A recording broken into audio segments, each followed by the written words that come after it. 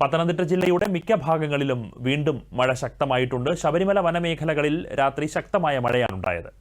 പമ്പ, അച്ചൻകോവിൽ നദികളിലടക്കം ജില്ലയിലെ എല്ലാ നദികളിലും ജലനിരപ്പ് ഉയരുന്ന സാഹചര്യമാണ് നിലവിലുള്ളത്.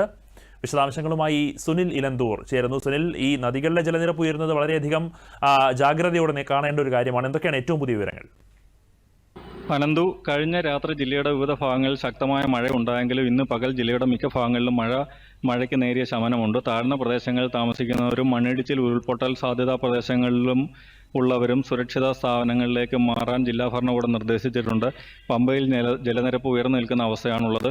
പത്തനംതിട്ട ജില്ലാ കളക്ടർ എ നിസാമുദ്ദീൻ റാന്നിയിലും ജില്ലയുടെ ചുമതലയുള്ള മന്ത്രി PC വിഷ്ണുനാഥ് കോഴഞ്ചേരിയിലും ക്യാമ്പ് ചെയ്ത് ദുരിതാശ്വാസ പ്രവർത്തനങ്ങൾ ഏകോപിപ്പിക്കുന്നുണ്ട്.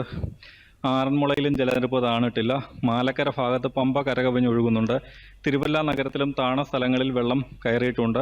ശബരിഗിരി ജലവൈദ്യുത പദ്ധതിയുടെ ഭാഗമായ ഇടത്തരം ഡാമായ മൂഴിയാർ ഡാമിൽ പരമാവധി സംഭരണശേഷിയുടെ തൊട്ടടുത്ത് ജലനിരപ്പ് എത്തിയതിനാൽ ഡാമിൻ്റെ ഷട്ടറുകൾ തുറന്ന് 15 സെൻറ്റിമീറ്റർ വെള്ളം പുറത്തേക്ക് ഒഴുകുന്നുണ്ട്.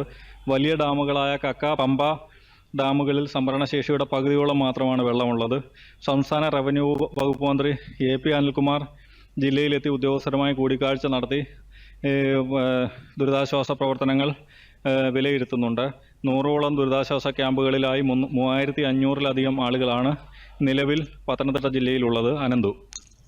ശരി, വ്യക്തമാണ്. പത്തനംതിട്ടയിൽ മഴ തുടരുകയാണ്. റാന്നിയിലടക്കം വീണ്ടും വെള്ളം കയറുന്നതടക്കമുള്ള വാർത്തകൾ വരുന്നുണ്ട്. വിവിധയിടങ്ങളിൽ നദികളിലെ ജലനിരപ്പും ക്രമാതീതമായി ഉയരുന്നുണ്ട് എന്നടക്കം മനസ്സിലാക്കുന്നു. പത്തനംതിട്ടയിൽ നിന്നും സുനിലായിരുന്നു വിശദാംശങ്ങൾ നൽകിയത്.